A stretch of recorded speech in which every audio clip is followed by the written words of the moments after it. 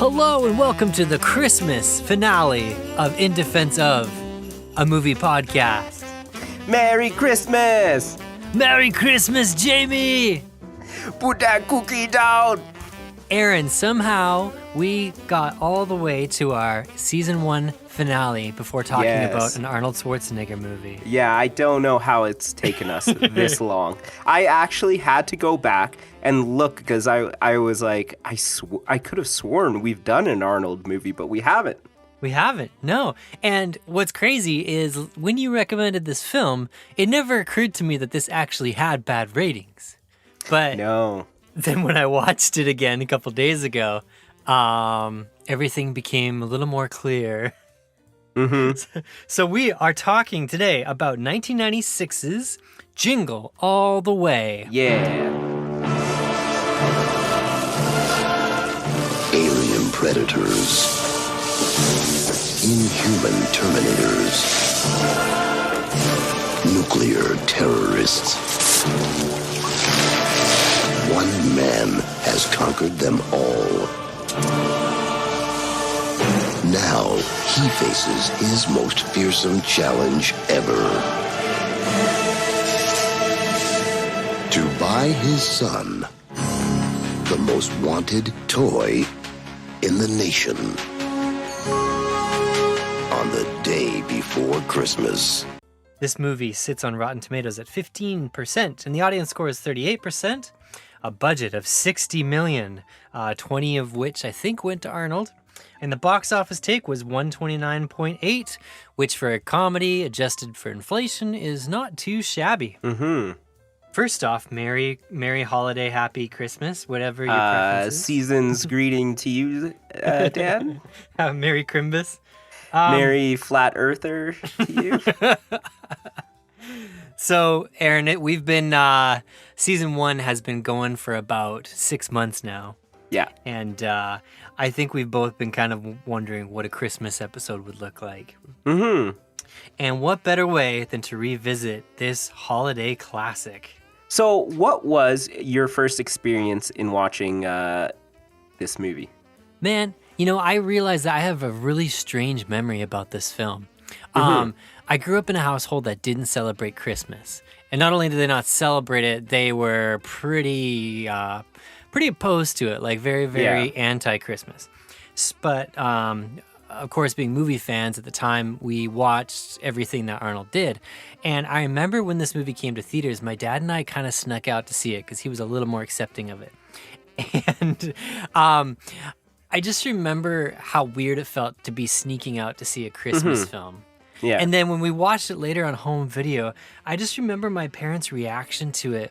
Like, you would think that we were watching, like, Invasion of the Body Snatchers or something. Like, they took it so literally and treated it kind of like a horror movie. Like, the intensity in this movie, like, about, like, the Christmas capitalism and all that stuff. They acted as if this was what it's really like out there. Oh, it is like that out there, Dan. It kind of is, but at the time I was so confused because I was like, I think this is like exaggeration, you guys. Yeah. But I remember my mom like standing there just being like, oh my God, can you believe this film? Mm-hmm. So it was a weird experience because it wasn't really a comedy in my house. Yeah. How about you, Aaron? For me, it wasn't anything as extreme. Obviously, growing up being a huge Arnold fan, watching all his like action movies and stuff. So naturally, like you said, this movie comes out, I want to see it, right? Yeah. And I'm pretty sure I didn't see it in the theaters or anything, but obviously when it came to VHS, I definitely rented it and watched it. And I remember liking it as a kid. The interesting thing for me, though, was I remember when I first watched it as a kid, because I had a dad who ran his own business, and he was always away, always missing things. And so I remember, like, as a kid, I identified with Jamie in the movie because, he, like, always wanted his dad to be there, but his dad was off, like, working and doing things and, being that classic baby boomer dad. Yeah, and missing the important dates and stuff. Yeah, exactly. And then always trying to like make up with a gift. And now I should probably give my like dad a little bit more credit because he wasn't that bad. Like I remember him taking to me to like all my like sporting events and soccer games and things like that. But still was like a bit of like he wasn't there for certain events, or if he was there, he'd be like answering his cell phone in the middle of like a family event or something, and it was always like some so it was like really weird for me because it was like bringing me back all these childhood memories, but I still enjoyed it. I don't know what it is about seeing Arnold, like this huge hulking like Austrian man, just in the most regular guy role ever. It's something about it is just so entertaining. It's a very different movie for Arnold. This is during his strange comedic turn. It's no surprise that Tim Allen was at one point in time attached to play his role, and Joe Pesci was attached to play Sinbad's role. But when they cast Arnold, they realized that Joe Pesci couldn't really be as physically, wouldn't be on the same level as Arnold, and couldn't really push him around as convincingly. So they ended up digging up Sinbad, who, as I understand it, Aaron, is basically improvising his way through this whole film. to mixed returns. The peak of Sinbad's career. Yeah, for sure. Yeah, man, I'm right. I found this movie mildly triggering, just in the kind of weird memories it brought back, like the climate around Christmas each year, because it was so strange. While other kids were like unwrapping their Turbo Mans and having these great holidays, my family was hunkering down like it was like the end of days or something. You know, we would get these big boxes of presents from my grandma, and then kind of like half-heartedly open them and not try to not look too excited about what she sent us. It's really conflicting. Aaron, I've made a list of 6 fundamental questions that I want to ask you about this movie. Okay. So we're traveling back to the days before online shopping. Actually, you know what? Before I even ask these questions, for the listeners who might not be familiar with this film, or perhaps just haven't seen it in a while, why don't you explain to us what the movie's about, and then I'll ask you my questions. Okay. So we have Arnold Schwarzenegger, who plays Howard Langston, Sinbad as Myron Larrabee, who is the kind of antagonist in the show, Phil Hartman, who plays Ted Moulton, which is Arnold's or Howard's neighbor. Creepy, like, mom hitting on neighbor. Oh my gosh, yeah. Then we have Rita Wilson as Liz Langston, Howard's wife, and Jake Lloyd as Anakin Skywalker. Jamie Langston, his son. Oh, Jake Lloyd. Yeah. Man, just as a total segue before we go any further, I still feel bad about what happened to Jake Lloyd. Yeah. You know, he did not deserve any of the hate that he got. Well, if he only had a good dad to get him a good present, maybe he wouldn't have turned into such a monster. If Obi-Wan got him his Turbo Man toy, maybe he wouldn't have killed all those Tusken Raiders. I'm a person, and my name is Anakin. I'm going to try so hard to not talk about Star Wars during this episode. It's going to be hard, though. Okay, yeah. So as far as the plot goes, those are kind of the characters that you need to know about. And what happens is Arnold, Howard, he is, like I said, your classic baby boomer dad who is just always working, always kind of like, I'm the breadwinner in this house, like I make the money, and so if I want to go and like work late at work and miss things, it's fine, because at the end of the day I'm the one like bringing in the money, kind of thing. Like I'm reading between the lines, but that seems to be his kind of attitude in the movie. And so he's constantly letting his son Jamie down throughout the movie, missing events because he's always working or he's always doing something else, and he just doesn't really prioritize his family things over work, which it seems like. And so he, in the beginning of the movie, it starts out where Jamie has like a karate, I don't know what you call it, like a demonstration to move up in his next belt color.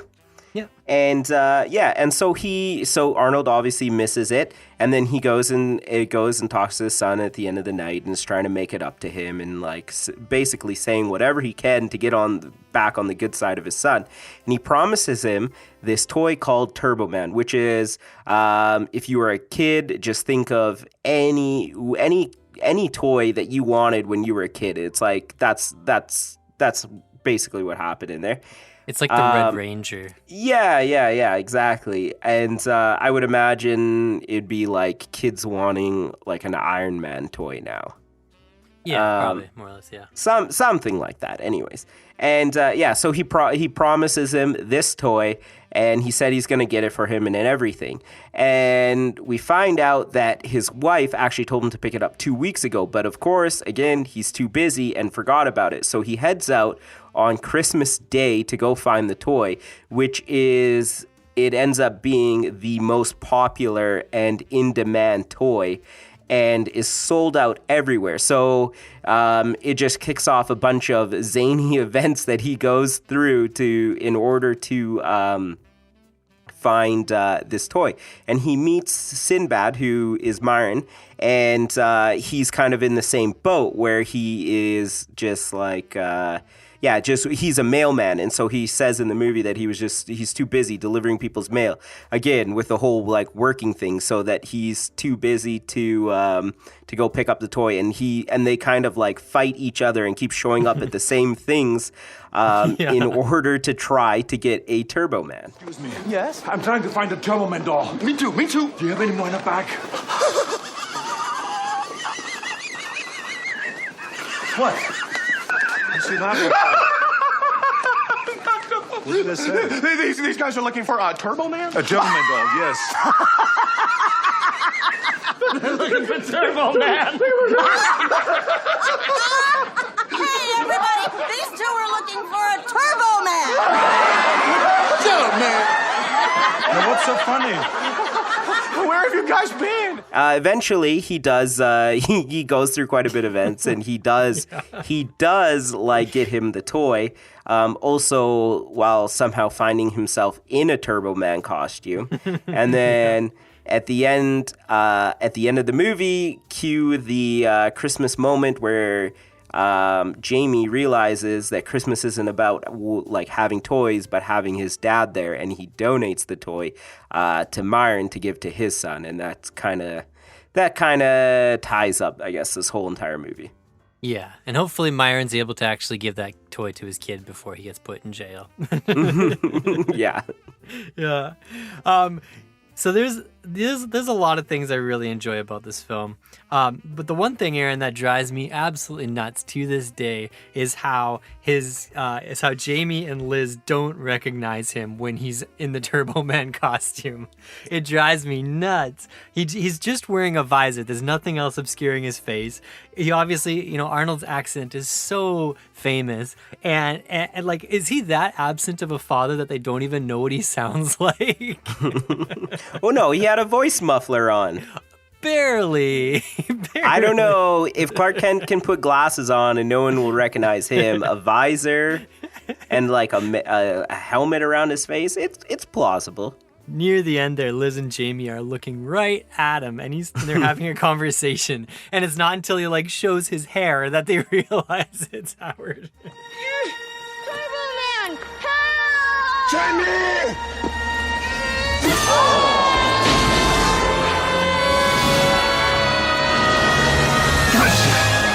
This is progress. Thanks, Turbo Man. I knew you'd save me. You can always count on me.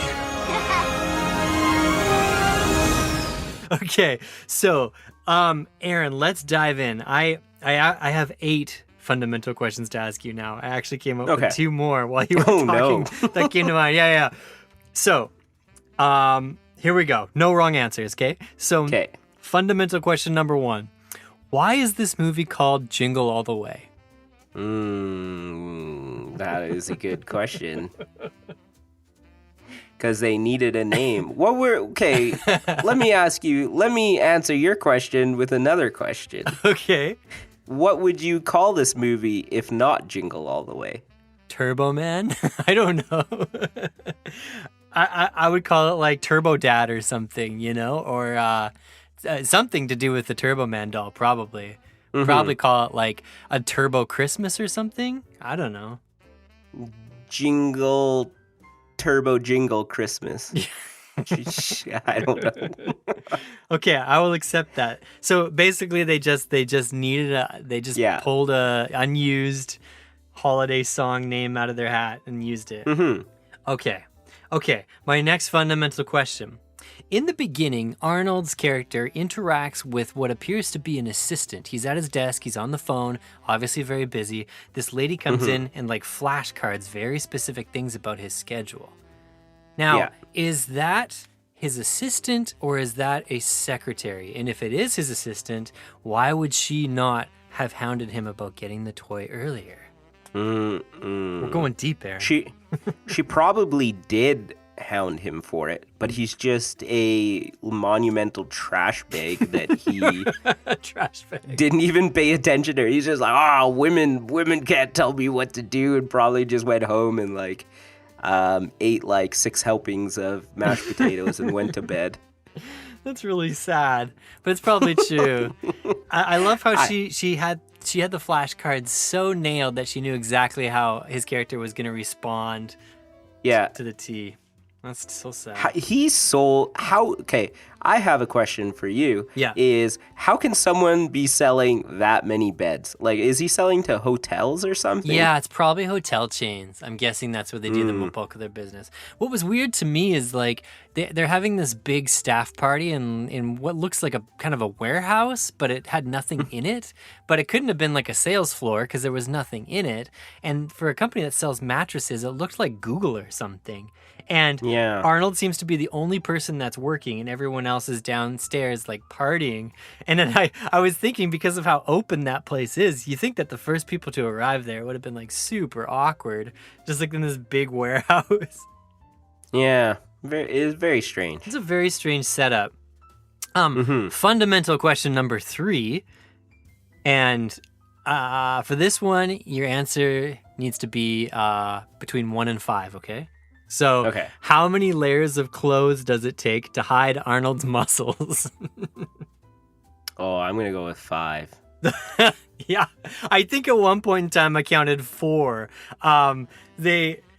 They're so desperate to make Arnold look like the everyday guy and not like the Austrian bodybuilder Terminator he is, that they put him in the baggiest clothes imaginable throughout this entire film. There's this one shot where he's in just a t-shirt and it's like probably 2 sizes too large on him just to try to make him look like more family man and accessible. Yeah. Are you sure though that's just not, because I feel like all dads in the 90s dressed with overly sized clothes. I'm pretty sure that they're just trying to hide him. Yeah. Okay, fundamental question number 4. How long is this day? Now, the reason I ask is they do a lot of like really neat things in this movie. You know how I always complain about like the passage of time and giving an idea of how long things. They do a couple really good tricks. They do this like montage where Arnold's all these different like toy shop logos are flying past his head and you see the clock winding. So you get the idea that he's been on the hunt for a long, long time. But Aaron, this movie almost feels like it's playing out in real time. Like this is Christmas Eve and I think we're maybe, how long is this movie in real time? Is it 3 or 4 hours that all this stuff happens in? Yeah, it's gotta be. It seems like he gets up quite early. And then he's first thing in the morning, he's out the house. Yeah, like right after breakfast, hey? Yeah. Now, I seem to recall when he's leaving the house, is Ted already there? Was he hanging his lights or was that no, that was the scene before he was hanging his lights. Yeah, when he gets home. Man, I just could not believe, the last time I watched this, I didn't realize that how short of a passage of time this is, because usually parades start like around 1 or 2, something like that. Mm-hmm. And the parade, which is shot in like Universal Studios, is very obvious backlot or soundstage kind of set. You can tell there's this one shot where you see like this bright green full tree in the background. You can tell that it's literally like the middle of July or something like that they're filming in, Aaron. So Yeah. everyone's wearing all these like layers and layers of clothes in the Californian sun. So by the time they're at the parade, it seems like it's just the afternoon. So all these crazy antics with the Santas at the mall, like all the different toy stores he goes to, this all happens before 2 o'clock. Yeah, I have no idea. I mean, if you're thinking that this is gonna be like an even flowing movie, like you picked the wrong movie. Well, I was just very interested in the passage of time in this film because it just seems so jam packed. Yeah. Well, I would argue this: if you like, there was still quite a bit of daylight. You could argue that maybe it was around like 3:30, and if that the parade happened, and so if you go with that, then you could say that you can kind of justify how much time he spent like shopping for the toy, assuming that he left his house or he arrived at malls at whenever they open, which is what, like 9 o'clock. Yeah, but I mean, there's even a part where his truck runs out of gas and he pushes it from a bridge, like all the way over to a diner, and you're just like, man, he gets around in a real hurry. Hey, look who it is! Oh. Still on the hunt, huh? Yeah. Hey, sorry about whacking your toy store. You know, I got kind of caught up in the friendly spirit of competition. Oh, that's all right. Don't worry. But I was thinking you'd have done the same thing. Yeah, well, you know what? I liked it because it made it seem like it gave you a sense of how hectic and everything that he was going through. Mm-hmm. And it kind of made you, again, it gave you the sense that, a sense of urgency for him, where if he didn't come through, that everything was going to be over for him as a father. Like, it was going to be ultimate disappointment for his son, and he would have let him down. Right. Yeah, the stakes seem to be almost like his entire marriage crumbling if he doesn't get this toy. Yeah, and not to mention, he's got, what's his name? His neighbor, Ted, just lurking around the corner waiting for him to make a mistake so he can swoop in and pick up his wife. Man, he made me wildly uncomfortable. The first scene when he takes the apron off Liz, oh my gosh, my skin was crawling. Liz, looks like you could use a little you time. Why don't you go upstairs, take a shower? I'll keep an eye on the boys, finish up with the cookies. Oh, no. Go on. You deserve it. Oh. He was probably my WTF moment of this entire movie because as a kid, I didn't pick up on any of this humor that was going on. I was just like, he tried to hit on his wife, but I didn't understand that because I think his son at one point says, no, my dad wasn't like that until he got a divorce. Yeah, and so Ted is just trying to pick up moms and have affairs with like all these moms, and I assume that these moms are still married because like obviously he's hitting on Howard's wife, right? Yeah. Our introduction to him, I think 3 different women kind of approach him while he's on the bleachers there and say, "Oh, thanks for this, thanks for that, thanks for doing this." Like the guy is making the rounds. Yeah, and also, I have no idea if he is just selling himself to these women, or is he actually sleeping with them? I have no idea. I don't know. He's such a weird, creepy character. Like, I don't care how many layers he's wearing. You do not make a move on Arnold Schwarzenegger's wife. Like, for goodness sakes. It just, the whole premise and the setup, like, why is Howard letting this happen? Like, why, you know what I mean? What's neat is he's so unthreatened by him that he doesn't remove him from his house forcefully. Like, he's so assured of himself and the situation. Or maybe he's not. Maybe he's so wrapped up in his own thing that he doesn't actually realize what's going on. That could be a theory too. Like, he's so distant to his wife that he doesn't even realize like what the stakes are here. Yeah, maybe he thinks he's just like an overly nice person or something. I don't know. Which is also a problem with Howard is being a scummy husband now. That he's like not paying enough attention to this stuff. Yeah, it seems it's such a bizarre choice. And that's okay. Before we get to that, actually no, let's talk about that fundamental question first before we jump into that. As I understand it, there's two different versions of this film. There was a theatrical cut, and then there was a like family fun edition that added just not really anything important, but there was a lot more footage. So you have that, and then it's on record that Sinbad and Arnold improvised a lot of their scenes together and their conversations together. And then there's this moment at the 56-minute mark where Arnold he's in Ted's house and he's fighting a reindeer, and one of the nativity heads flies into the fireplace and lights a fire. And when Arnold realizes that the place is up in smoke, the camera zooms in on him, and he very obviously mouths the words, "Oh, F," but they dub it over with ADR and just make him say, "Oh, no." So when you factor all that in, with this weird Ted character, there's a lot of like alcohol themes that kind of pop up here and there that I'll get to in a sec. Aaron, I feel like what was shot, like the tone and the vision behind this film was a lot more adult oriented than what ended up actually in theaters.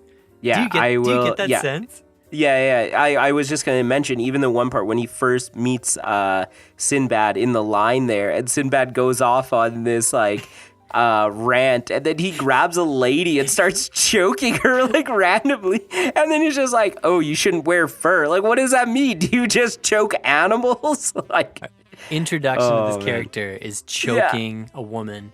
Yeah. And then later on, when this movie goes straight up Looney Tunes, he bombs a squad of police, like an entire floor, blows them up, and with a bomb. Like it's, there's something in my head tells me, and I have no idea verifying this, that this movie was originally shot to be like a really dark comedy, like a really dark adult comedy. But then when they got it to the cutting room floor, it's almost as if none of that really worked. So they cut it down to like this, this little PG film. Ed? Howard! Hey, buddy. How's it going out there? Everything okay? Yeah, fine. Ted, I need to speak to Liz. Could you get... Oh, Howard, excuse me, but your wife's cookies are out of this world. Who told you can eat my cookies? Oh, man, I really like that you said that, because I was going to pitch this idea to you that they remake this movie, Jingle All the Way, but they kind of give it like a Joker spin to it. Oh, man. Where it's like, where it deals with like corporationism and like greed and all that stuff, because at the core of this movie, that's essentially what they're trying to tackle in it. Yeah, it's crazy. Like this movie's rated G, but I'm telling you, it is a glass of wine away from being an R-rated dark comedy. Yeah. It's like it's really shocking when you start pulling it apart and paying attention to some of the little nuances and things that they're trying to do. Like every scene is ultra violent. But then again, it's like toned down almost at the last minute, Yeah. It's just as violent as any of Arnold's other action movies. Every scene ends in an explosion or a bomb, or a fist fight, or some sort of outburst of violence. Oh my gosh, that bomb scene I think is probably the one scene that drove me insane the most. Because if you like have a package and you claim it's a bomb and it ends up blowing up, you're essentially a terrorist, and people like Homeland Security or whoever it is should be coming after you. And I feel like they just get away like, free, and then until he runs into him later. Hey, back up. This is a homemade explosive device, and I'll blow it up. You know why? Because I work for the post office, so you know I'm not stable. Tell them. Imagine this film if, like, Jack Bauer was trying to get his kid a Christmas present. Yeah. Turbo Mount. And then he just comes across, like, some crazy terrorist leader, like, incel or whatever, who's, like, trying to get the same present. I feel like that's what this movie could have been. Oh, my gosh. That's a great... And then he has and then between each scene, there's a little countdown, the time to the parade. Like, Yeah. It's like, oh no, I gotta stop this terrorist before the parade starts so I can get this toy to my son. Gentlemen, you've been duped. This is nothing but a harmless Christmas package. Okay, so it's conspiracy theory time. Aaron, my next fundamental question. Mm-hmm. What happened to Ted's wife, and is she the reindeer? What? Okay, hear me out. Hear me Okay. out. This makes no sense, but it popped in my mind while watching it, and I couldn't stop laughing about it. I feel like Ted somehow, through some sort of dark magic, maybe he sold his soul, made some sort of offering to the devil, turned his wife into that reindeer, and that's why she was so protective of the house. And that's why she was so mad. My only flaw with that logic is... Logic. Well, thanks for calling it logic. You're welcome. My only problem with that logic is if your husband turns you into a reindeer and then Arnold comes around, you're not going to growl at Arnold. You're going to be friends with him. Well, no, because she wants the Turbo Man toy to go to her son just as much as Ted does. No, but before he leaves, or as he's leaving the house in the morning, Ted greets him with the reindeer, and it growls at him outside, right by his car. Well, maybe they have an alliance. Maybe she wants Arnold out of the picture so Ted can finally be happy with his wife. There's a whole thing here, Aaron. Okay, I'll go with that. And then Arnold ends up sharing a drink with the reindeer. Just gives it a bunch of beer before he leaves. Oh, well, after he punches it in the face, which is also one of my favorite parts of this entire movie. Yeah, and Arnold misses a golden opportunity for a catchphrase. He just doesn't stick the landing. Reindeer wife, highly plausible. Okay, but if it's not the reindeer... can you just imagine, like, the year earlier, Ted's, like, making his Christmas list to Santa, and he's just like, Dear Santa Claus, I want my wife to turn into a reindeer so I can get remarried to Liz. And then, like, ding, ding, ding, little, like, Christmas music. Yeah. Like, he wakes up next to a reindeer. Yeah, definitely. Oh, my God. I'm way out there on this one. Okay. Why do you think they really got divorced? Do you think he was just like a pig and he was always hitting on other women and stuff? Is that pretty it's probably uncomfortable having sex with a reindeer. I don't know. It's the antlers. That's hard to work with. Oh, yeah. That technically means it's a male one, so... I don't know. Santa turned her into a male reindeer? Yeah, why not? That's what I'm going with. So the reason they got a divorce is because Santa turned her into a male reindeer. That's what I'm going to go with. There we go. Okay. That solves that. Okay. My next fundamental question about this film. Does it not seem like Howard's in a really, really unhealthy marriage per se? Like, it seems very performance-based, because there's two different ways of looking at it. There's like, he's like the boomer dad who's being distant and stuff. But then there's the other way of looking at it where he's, like, working his hardest to, like, provide for the family. And, like, at one point in time, his wife literally says the words, "Damn you, Howard." Mm-hmm. Oh, well, it just seems really intense. I think that is like, all of us who grew up in the 90s with hardworking dads like that, like, I don't know. I like it, like I got his character, even though he's working hard. He's kind of one of those people where it seems like the means justifies the ends or whatever kind of thing. And so he's okay neglecting his family. He's okay neglecting his wife and his marriage because, like I said, at the end of the day, he's bringing home money. He's supporting everyone. And so he justifies it that way in his head. And that's how I kind of perceived it. Okay, so I believe this is fundamental question number 7, Aaron. Okay. Now, this is totally up for debate, but I was curious about this. Is why do you think they only have one kid? Like, demographically speaking, this kind of jumped out at me as to why their family did only have one kid. Because the reindeer ate the other one. I don't know. I don't know. Maybe he was like, I'm too busy. I'm selling beds to my number one customers. I only had time for one, Jamie. for one Jamie. So Put down that cookie. You would have named his other kid Jamie too. Yeah, I don't know. The star of Jingle All the Way 2, Larry the Cable Guy, joins us right now. This is kind of a Fox News alert. You have a shirt with sleeves. My last point, which I thought was interesting, was alcohol comes up a lot in this movie, but in weird kind of ways that seem a little bit unsubtle. Yeah. My question is, did Ted struggle with alcohol? Because in the car, he offers Liz some alcohol-free eggnog.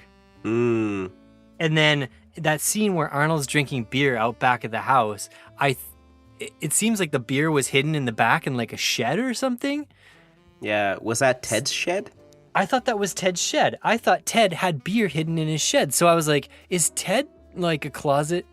Is he like a struggling alcoholic? Or like, is there a deeper story that got cut here as to why his wife left him? And it's like, it got really twisty in my head. And I was like, ooh, I wonder. I should ask Aaron about that. Yeah, I'm going to definitely go with that and say he was an alcoholic. That's, oh man, back to the tone of this film. That's just weird that's in here and that you can kind of like see the remnants of it, you know? Yeah. Another scene in this movie where I like audibly gasped at was when he's in the bar and Sinbad's there, and then he starts picturing his son as Sinbad, like drinking alcohol. Oh my god, yeah. I was like, wow, I can't believe like this made it. Here's to you, Dad, he says. Yeah, and then he just drinks alcohol. He's got the postal hat on. Yeah. Oh my goodness. Yeah, it was like the most Scroogey thing to throw in there. Oh, it's so weird. It would have been funnier if like all of a sudden he saw like a hologram of Anakin slaughtering younglings. No, sorry. He's like, oh no. I have seen a security hologram of him killing younglings. Aaron, this movie has so many layers. So many layers. Let's get into some of the fun stuff here because there's a lot of neat little details.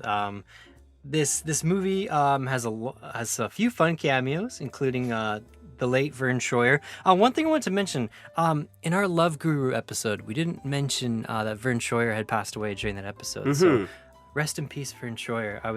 I forgot that he was in this, and so I was like, oh yeah. I think it was his first role. Yeah, there was a couple people who had their first roles in this movie. Chris Parnell as well. Yeah, that was kind of interesting seeing him. I don't know, and the giant Santa Claus was Big Show. I don't know if this was the first movie he's ever been in though. I'm not sure. Yeah, but that was cool seeing Big Show and Arnold square off. Like a super young Big Show. Yeah, really young.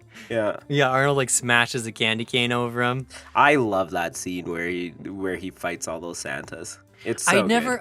Why are they all dressed as Santas while they do this operation? Oh, because they're normally on the street hustling people and luring them in. And they were just all there at the exact same time for some reason. For a fight scene. They don't bother to get changed. Yeah. I'm going to fill in between the lines here and say that they were all coming back to the sketch factory there because they were about all ready to go home. And then that's when Arnold showed up and started fighting everyone. Yeah, they probably all came by to like punch the clock and say bye. Yeah, exactly. That's it. Maybe there was a Christmas Eve like staff luncheon or something before they all headed out. You know how I know that Arnold or Howard is a better man than I am? At that point, I would have got like the knockoff toy, and I would have just put the arms back in the box and like taped it up and gave that to my child and been like, I don't know what happened. We'll get you a new one. And that's like that would be the movie for me. Like, don't worry, I got the receipt. I'll get a new one. Yeah. We'll get Play you with a it new one. until we get a new one. And then I'll go to the store and be like, oh, they didn't have any. I'll get you one as soon as they're in stock. This movie has a really good like moral lesson in it about lying. I kept thinking how many movies I've seen in my life where the plot is entirely because someone just told a white lie and then it just snowballed out of control. Yeah. This one's definitely up there, but there's a lot of movies that do this. Mm-hmm. But it's interesting because it's kind of a series of lies. He lies to Jamie. He lies to his wife. One thing that bugs me about this film is that in the end, it kind of ends with Arnold being hoisted up on people's shoulders, and it's like, yay, you know. But I just don't think that Howard deserves that kind of praise at the end of this film. No, I would 100% agree with you. Because you do one good deed and make up for one thing does not mean that you're forgiven for the like huge pile of like crap that you've done. Yeah, there's a part of me that's not sure if I'm supposed to like Howard. Especially when he comes out dressed as Turbo Man, he starts waving to the crowd and he's like, "Oh, I could get used to this." And you're like, "Look, Howard, do you remember why you're here? Do you even know why you're here? Like, what are you doing? Like, your son's out there somewhere, dude. Like, what are you thinking right now?" He just disappears into the fame and whatever this Turbo Man is, and it's so tonally weird because it's like he just completely loses track of anything but this cheering crowd.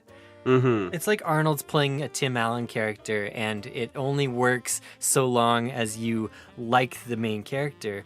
But, I mean, Arnold has so much charisma that it's hard to not like him. But in this movie, his character, the kind of choices he makes and the weird, selfish things he does, you know, he's not really any better than Sinbad's character, Myron. He just has different motivations.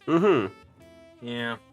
It's a little weird like that. Yeah, well, you know what? That's what I actually liked about, because I was reading one thing about this movie, and they were hesitant to cast Sinbad in this movie because I guess he was kind of like established his like good, clean like humor, right?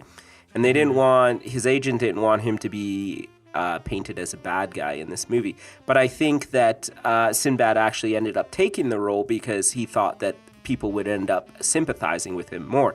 And in this movie, I think I sympathized more with Sinbad than I did with anyone else. Yeah, there's a lot of that. And there's the moment where they genuinely connect when they're drinking a coffee at that cafe. Yeah. Where you kind of feel like the movie's going to shift and maybe they're going to team up. Which is where kind of your head tells you that it's going, and then maybe the bad guy would just be like the police officer, or, you know, you'd think that they would both come out on top, but that's just not. They're both their character arcs reset the moment they walk out of that cafe, and they're back to butting heads again. Yeah. I would have liked to have seen them unite at that point and have that be the turning point, and then they start doing good for, you know, basically I would like them to both be hoisted up at the end, but I would like it for them to earn that, and I don't feel like either of them really earned it. I think Howard deserves to be going to jail just as much as Myron does. Yeah, oh no, definitely. I think he deserves to be going to jail more. Actually, you know what? I'm on Team Myron in this movie. You know, he's like a hardworking, blue-collared man who's just doing postal service work, trying to make ends meet. He even quotes. What does he say? He says that he like married someone who did everyone in the post office but him. Yeah, in this family Christmas movie. Yeah, and so he gets left with like a single child. He's working his butt off at this job, and all he wants to do is get his son a Turbo Man. And then here you have Howard, who's like this hotshot mattress salesman, has a secretary, has a wife, has like a great home, and the only excuse that he really has for not having the toy is because he's just a crappy dad. Yeah, and then the movie ends with Myron being hauled off to jail while he's hoisted on the shoulders of this adoring crowd and hauled around, and he's eating it up. He's absolutely eating it up. But Myron did deliver a bomb to he didn't know it was a bomb. It doesn't matter. If you joke and you say you have a bomb and you don't know it's an actual bomb and it ends up going off, you've committed a big crime. Yeah, I think so. You know, it's just weird because the more I talk about it, the less I like Arnold Schwarzenegger's character in this film. Yeah. It's such a tonally strange thing. Sometimes movies, when they have weird editing and writing like this, they do this weird psychological thing to you where like you know how you should feel and yet you never quite get there because you're too caught up in the obstacles, you know? Yeah, I get that. Because when the movie starts, it could be anything. It could be a Die Hard movie for all you know. But then it kind of turns Looney Tune-ish and it goes more off the rails. And you know, all these antics start happening, and the only way they seem to be able to make us feel bad for Arnold is for him to suffer setbacks. But any of the setbacks he suffers is completely his own negligence, so you don't really feel like he deserves your pity. It's really interesting. Yeah. Like his car gets jacked because he, you know, parked in a bad spot, left it unlocked, whatever. You know, the Santa thing happens because he decided to try buying a black market toy. He stops pursuing the kid in the bouncy ball for no reason, and then doesn't go back to the store to get another one. I don't know why he chased that one bouncy ball and didn't just grab another one off the floor. It didn't make the whole scene. Although that scene did make me want to bounce a ball, like a bouncy ball in a mall and see what happens. Yeah. I agree. That ball took It off. looked fun. Legend says it's still bouncing to this day. Oh my god. And there's all sorts of really goofy stuff, like blink and you miss it, goofy stuff in this film. Like when Sinbad is dressed as the bad guy at the end, Dementor or whatever his name is. Yeah. He launches his fist like a rocket at Arnold's face.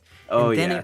it returns back to his hand, and then he moves the fingers as if like his actual hand came off his body. Yeah. And it happens so fast that your brain doesn't even have time to tell you how wrong that is. I just remember being like, how are they it's a kid it's a kid's like action figure. They don't have functioning suits. Like, it's not a superhero movie. So why does like Turbo Man have a functioning like rocket back and like boomerang and disc shooter and stuff? Yeah, this movie goes off the rails. And we need to talk about this parade, too, because this parade goes from Sonic to Gumby to Cat in the Hat, which the kids actually high-five for. They're like, yeah, Cat in the Hat, awesome! And all of a sudden, you have this full Hollywood production float of Turbo Man, and there was this... I don't know what the scripted rehearsal was supposed to be, but clearly the jetpack was involved, and there was a big fight with all the little minions, the Power Ranger minions. And it's like... There's something very suspicious about this parade. It seems like it went from 0 to 100 really fast. Yeah. Who's getting the big payoff for this, like, Minneapolis Turbo Man float? You know, that's defying all expectations. Oh, it's so weird. It would be like, I guess, an Iron Man float going by in, like, whatever, the Macy's parade. Yeah. Yeah, but it goes nuts. Like, there's a jetpack, for goodness sakes. Or like that was... the Avengers assembling at a Christmas parade. Yeah, but full on assembling. It's not just like they're floating by. It's like, oh, there's an action sequence and Iron Man's flying through the air and shooting lasers. And you're like, wow, so glad I came to the parade today. Yeah. So, it just defies, it's so wild. Yeah, it defies any parade in the history of parades to happen. Yeah. Okay.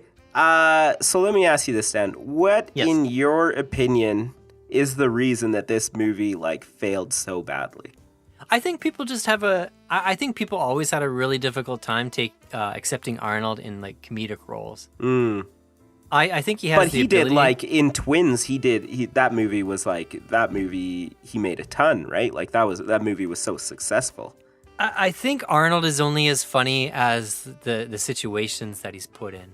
Okay. You know, because the funniest I've ever seen Arnold has always just been like his line delivery, his like cheesy one-liners he does in his action movies. Like that to me is the funny Arnold. Yeah. Not this like Mr. Freestyle Arnold who's just like, you know, a cartoon character. Yeah. honestly, it's interesting because if you look at it, it has all the ingredients of a 90s hit. Yeah. It's Arnold, Sinbad. Phil Hartman was no slouch at the time. Rest in peace. He was, coming off. He was SNL royalty at that point too. Honestly, I really just think it was the overall tone of the film. I think people just didn't quite know how to feel. Okay. Oh, actually, you know what? Sorry, I digress. There was one thing I read about how a lot of parents were really pissed off at this movie because they felt like it was miring Christmas. They were saying how because this movie just focuses on the corporate side of things, Aaron, do you remember when Tickle Me Elmo came out and everyone lost their damn minds over it? The old Tickle Me Elmo of '96. I remember like it was the yesterday. Old Tickle Me Elmo of '96. Yeah. These parents saw this and there was a lot of conservative groups. People forget this, but it wasn't until very recently that a lot of these conservative test focus groups had a lot more pull in Hollywood than they do these days. So when a movie came around that was a Christmas film and there's no mention of the Christmas story anywhere in this film, it's really not about that at all. I think a lot of these conservative groups were thinking, this is ugly, this is gross, this isn't what Christmas is. Yeah. And obviously they missed the point of the film and the message, but yeah, I think a lot of people were just really not okay with the message it was presenting of Christmas being like this corporate, icky, crazy, Black Friday-esque world. That's all I can manage because everything else about it, like to this day, so many people quote this as like their favorite or one of their favorite Christmas films of all time. Yeah. Which there's a lot of good Christmas films out there. So. What about you, man? Did you see anything about that? I completely agree with what you're saying. One of the things specifically for me of why it didn't translate into a good movie is because I feel like they kind of half-assed the movie, if that makes sense. Where like the dialogue and the story is kind of like half-ass written. The way that they there's continuous continuity errors throughout this movie. So many. In his Suburban, he's constantly it's at one point it has cloth interior, one point it's leather.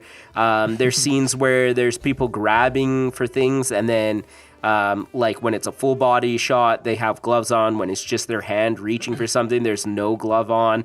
There was that scene with Ted and Liz. Yeah, Oh where my her gosh, her this seatbelt keeps coming on and off. Yeah. And 100 times. Yeah, and so just when you get tons of things like that, it just looks like there was no attention to detail. That all this movie was just kind of written and then just kind of slapped together and thrown out, which also kind of makes sense too because I was reading it's 20th Century Fox that put this out, I believe. And distributors, and they kind of made this movie because I guess there was a fallout with a Planet of the Apes movie that they were making, and they just kind of offered it to the main role to Arnold. And I don't know, I think he might have. I don't know. The way that I read it, it seemed like he was supposed to be in the Planet of the Apes movie, but I'm not 100% sure on that. Yeah, I think he was, yeah. Yeah, and so that movie didn't end up getting made, so he ended up starring on this. And then, it just seems like it was slapped together. With that being said, though, I do actually really like this story because, like I said, it kind of deals with that ugly side of Christmas, like the corporation, the money, the greed side, and it kind of explores that. And I feel like you don't really see that in any Christmas movie. I feel like I shouldn't say this is the only Christmas movie that touches on it, but it's one of the main Christmas movies where that is a constant theme from start to finish. Yeah, I totally agree. It's not something that a lot of films even touch on, and it's interesting. I feel like a lot of people don't want to even admit that part exists. But I can tell you, man, like this is the season, driving around night now, like in Metro Vancouver, going to different malls and stuff. Yeah. It can be pretty nightmarish. Just the parking lots alone, people are road raging at each other and it's dangerous. It's hard to find a spot. And, people are freaking out and spending thousands and thousands of dollars. And it's just, that side all exists, and yet for some reason we don't like to talk about it. It's almost like under the rug, so long as we can land our butts in front of a tree on Christmas Day with like some turkey and stuff, we're okay with paying this price of like kind of throwing our dignity out the window for a few weeks. It's really interesting. And this movie goes there, and it goes there in a big way, and it there's parts of this movie that legitimately make me feel uncomfortable.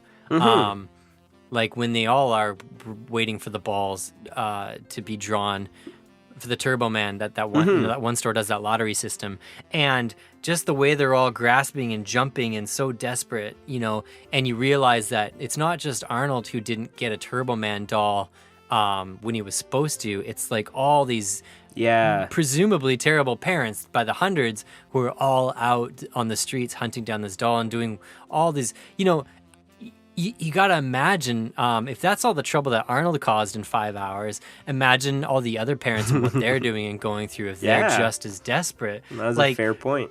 The city must have been on fire by that evening. My goodness. The National Guard probably came in to riot control. They're probably tear gassing parents in the streets. It's a really crazy film in that sense. And I think people just don't like to look at that side. Not in our cutesy Christmas films. Yeah, it's pretty crazy. I was reading that in the old Tickle Me Elmo craze of '96, that apparently here in Canada, someone actually got trampled. And and got like his face stepped on, I guess is like broke a rib and things. And so stuff like that actually does exist out there and does go on. Yeah, it's true. It's really, really creepy. I remember my parents, they were so freaked out by that. They couldn't believe that such a thing would happen especially over a doll. Like Tickle Me Elmo was a doll, at the end of the day. Yeah. And Sinbad, when he does that rant, his character Myron does that rant about how we're brainwashed into wanting something so bad. Yeah. That's like now. That's still a factor, I was thinking about this actually. I was trying to think of what was the last thing that I remember that came out that everybody wanted to have. And I remember when the Nintendo Switch came out. I actually pre-ordered a Nintendo Switch and it came out around Christmas time.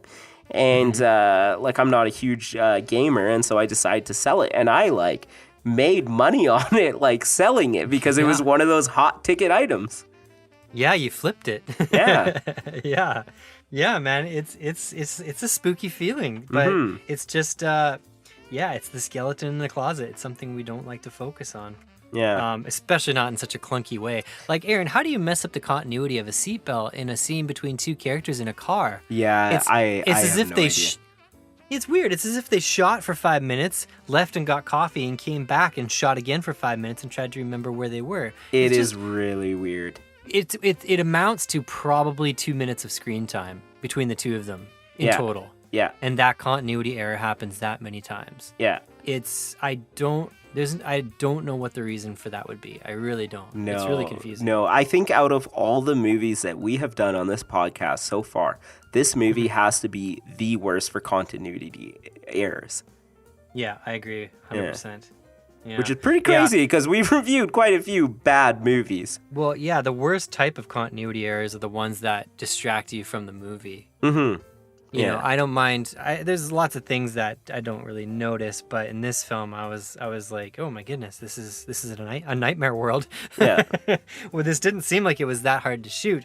Although I know Arnold, because they were doing a lot of shooting out in public spaces for the mall. Apparently noise was a real big concern. They had a lot of people crowding them at the production and yelling and this and that. So apparently they had a really hard time getting their takes done until they moved on to the Universal backlot. So maybe that's a reason for all the continuity is that they had to reshoot so many times. Yeah. Maybe when they were watching dailies, they were like, "Oh, frick! Someone yelled the C word or something in the background. Now we got to go back and reshoot that tomorrow." And they're, what was Arnold wearing? I don't know. Whatever. This coat. Let's go. You know? Yeah. Oh, yeah. That would be a great point. Like that's the best I can come up with, and that's like really trying to excuse the film. Yeah. Okay, Aaron. As we slowly pull this train into the station, let's hone this sucker in to very specifically about things we did like. I know we talked on the message a bit. And because there's a couple things I have here, but I want to get your thoughts. What would you like to defend about this film? So what I want to defend about this movie is kind of the consumerism kind of aspect of this movie. Because even though it still does exist in this day and age, I feel like we've gotten better at it. I feel like the types of dad that Howard was are slowly becoming less and less. And we're starting to see dads be like more involved in their children's lives and make more efforts and kind of pay attention to it. And that's one thing that I specifically liked about the Myron character, because in this movie he seems like someone that would be like better set up to be a father in the 2000s. Right. Yeah, and so for me, he kind of like represents the everyday man, and it was just, I don't know, it was good to see him go through his struggles and acknowledge things that he was doing wrong. And I think that whenever in this universe, this cinematic universe of Jingle All the Way, that Myron went home after he got out of jail, gave his son that Turbo Man doll, and became like a better father. Whereas in Arnold, I'm thinking he probably more or less stayed the same, because eventually Jamie went on to slaughter all of tons of younglings and sand people. It's the psychology. Howard was rewarded for his actions. Yeah. All of that. He came out on top. He literally came out on top. He was the hero, for goodness sakes. Mm-hmm. And nothing could be further from the truth. And that, I totally agree with you. Mm-hmm. Some younglings are getting slaughtered over this. I also want to defend that the fact that these people made a movie about greed and like corporations and consumerism and all that stuff, and still managed to get people to pay for this movie and like the budget to make it. I really want to see the hard R cut of this film. Mm-hmm. I know it's out there. It has to be. There's no way this wasn't shot first as like a PG-13 or R-rated weird dark comedy. Yeah, I hope there's just more scenes of Arnold punching reindeer. Like he takes on like all of Santa's reindeer or something. He goes like to that. his second warehouse and it's just reindeers working, so he punches all them. Yeah. Sorry, what would you want to defend about this movie, Dan? So there's a couple really good payoffs in this film that I like a lot, and they still get me to this day. For a movie like this, we've talked about the tone and everything, so you can't say too much about the writing, but there are a few really good payoffs that always satisfy me, and I want to talk about them because they're really, really funny. Jake Lloyd's character, Jamie, when we meet him, our introduction to him is him getting his purple belt. Mm-hmm. I always enjoy it in movies when there's payoffs to things like this. Like we talked about Chekhov's gun or Chekhov's pistol, where if you show a gun in the first act, you have to fire that gun has to be shot in the third act. This is a very similar philosophy to what happens in that Knives Out movie. What's awesome is that when Sinbad is dressed as the Dementor guy and they're fighting, he's trying to get the Turbo Man toy from Jamie, and Jamie on the float winds up and goes "Ah-ya!" and kicks him right in the balls like as hard as he can and drops him. Yeah. He dropped and he runs off. And I just thought it was like one of those little simple payoffs where I was like, they showed us in the first act that he was a karate kid. And then in the third act, what do? They give him a moment to actually use that in a practical self-defense way. And I was like, there's no reason why this movie should do something that, by the book, but it does it. And I was just like, oh, I like that. That's very satisfying. Yeah. The other thing that another thing that I want to defend that I think is very satisfying is Liz's reaction to Ted. Mm-hmm. Ted is very obviously preying on her. Mm-hmm. But they never let it get too far. Like ultimately, Liz is so concerned about the well-being of her family that Ted is completely peripheral despite all of his advances. Yeah. Like she's given this really neat kind of, it's an interesting kind of agency because she basically is unfazed by his pervy behavior and just sees him as helping her get through this bad situation. Mm-hmm. It's not until the very, very end when she asks Ted to drive them to the parade. That's like the only time in the film where she actually uses Ted as a bargaining chip to make her own husband jealous. Yeah. And then again, she gets a payoff where she finally has enough and finally realizes, like, see, she's so shocked when Ted brings up feelings. Like, she is so not having it that she didn't even cross her mind that Ted had feelings for her. That's how invested she is in her own family unit. Yeah. And then when she realizes it, she smashes him in the face with a thermos. And that was just a really satisfying character moment because it just shows you that like Liz is not a victim and they don't make her a victim. And I just found that really refreshing because if she was a victim, it just would have made Ted it would have just made you hurl when you saw him. He's just so gross. But yeah, I really liked the way that they ultimately wrapped up Liz's arc. Yeah. Like, she's really hard on Howard, and if you stayed till the post-credits scene, she asks Howard what he got her for Christmas, and it's like a sequel bait thing. Yeah. But yeah, I got to defend the writing around Liz because I love that she was so invested in her own family that Ted didn't faze her. That's really refreshing in a movie where I like that. Let's see here. What do I else? I love that the kids high-fived when they saw the Cat in the Hat. and also I really like I love all the scenes with the police officer, how Arnold keeps inadvertently aggravating that one cop over and over and over again. When the cop comes out, Arnold backs into his motorcycle and the cop comes out and he says, "You broke my little mirror." It's just like... Oh, I do apologize if I've caused you some sort of delay. How thoughtless of me. Because the last thing that I want on my conscience right now is for a private citizen to somehow be disappointed in the performance of my duty. I was not criticizing you, officer. It's just that... Step out of the vehicle. It's one thing I always remember about this movie is just how he keeps inadvertently ruining this cop's day over and over and over again throughout the course of like 5 or 6 hours. And so, yeah, I mean, this movie is just a series of really satisfying character beats and payoffs. And Arnold's character, Howard, he doesn't deserve what he got. No one really deserves what they get in this movie. I'm going to be honest with you. Yeah. But there is some really good character moment stuff. I think the only guy who gets what he deserves is Ted, if we're being honest. Oh, yeah.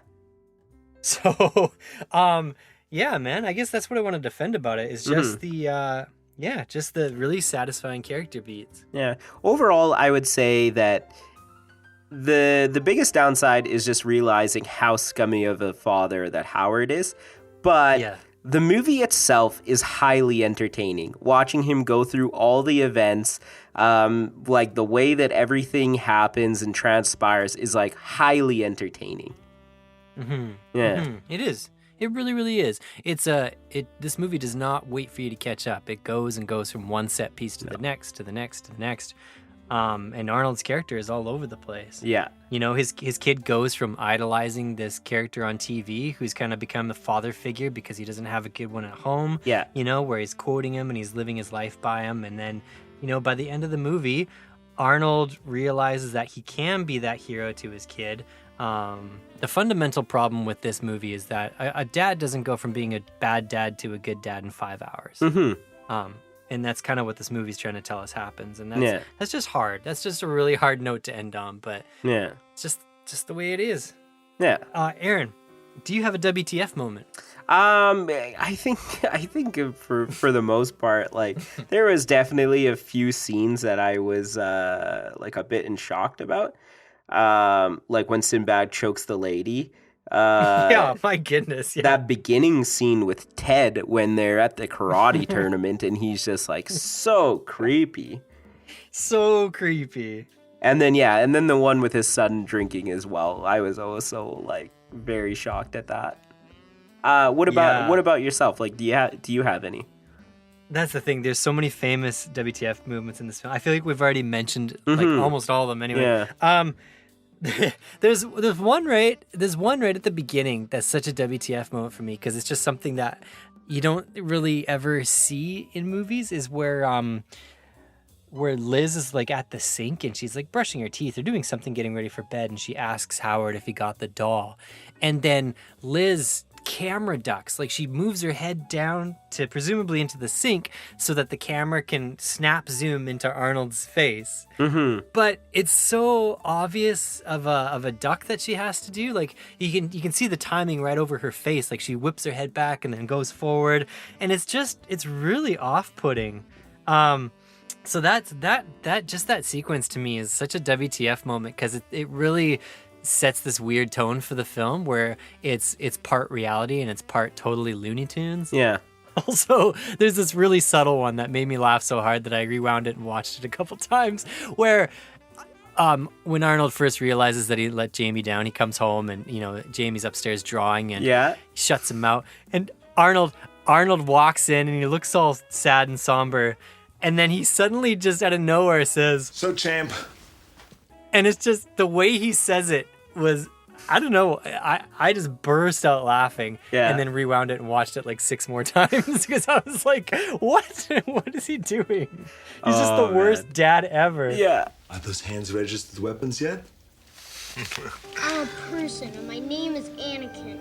Oh, so out of touch. I love his one-liners in this movie. They're actually pretty funny. Where's your Christmas spirit? Yeah. That's my favorite one. I love that. I want to bottle that and give it to people on Christmas. We need an Arnold soundboard for this. Well, Aaron, it's been a really fun first season, man. We've had it's been a whirlwind. We've had some cool stuff happen. We'll probably do like a season 1 postmortem here after we see Star Wars, and then we'll have a lot to talk about then, and we'll wrap everything up. Yeah. But, how do you feel? Oh, it's been exciting, like you said. It's what a whirlwind it's been. I didn't expect us to be where we are, like right now, when we first started this, and so it's awesome to see. It's awesome that people actually want to listen to us and hear us talk about these movies, and so I'm loving it. Well, before we sign off, Aaron, if you had to give this movie to someone for Christmas, but you had to tell them, you had to convince them to watch it, what would you say? Oh, I'd say, do you like Arnold Schwarzenegger one-liners? Do you like 90s dads and baggy clothes? And do you like superhero ripoffs? Yes. Are you into Christmas commercialization and reindeer? Did you sell your soul to turn your wife into a reindeer so you could sleep with the neighborhood women? Do you want to see where Anakin was before he murdered millions? Oh, no. It's just so hard to not. Yeah, it's been my favorite joke of this entire podcast. All right. Well, to us here at In Defense of a Movie Podcast, we just want to wish everyone happy holidays, Merry Christmas, whatever you celebrate. We just ask that you celebrate it responsibly and that you have a great holiday season. Stay safe out there. Don't get trampled by rogue postal workers and terrible 90s dads in big baggy clothing. And we'll see you guys in the new year. I think we got one more Jury Duty episode where we're going to wrap everything up. It'll probably be like our season 1 retrospective. And then we'll take a short break as we kind of plan out the next season. And if you're a dad out there and haven't gotten your kid his present yet, you go out right now and you get that kid his gift. Jamie! You put down that cookie. Put it down now. A special thank you and hello to all of our international listeners around the world. We're so grateful to have you. And we will see you on the next episode of In Defense of a Movie Podcast. I'm Dan. And I'm Aaron. And we're saying, put down the cookie, Jamie. Bye. Bye. I'll have a blue Christmas with without you. I'll be so blue just thinking about you. Decorations of red on a green Christmas tree won't be the same, dear, if you're not here with me. And when those blue snowflakes start falling, that's when those blue memories start calling. You'll be doing alright with your Christmas of white, but I'll have a blue, blue Christmas.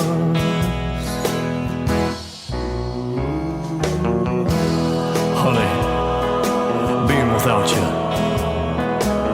it kills me inside. All the decorations, the tinsel, the ornaments, don't mean a thing without you by my side. You'll be doing alright with your Christmas of white, but I'll have a blue Christmas. Oh, thank you very much.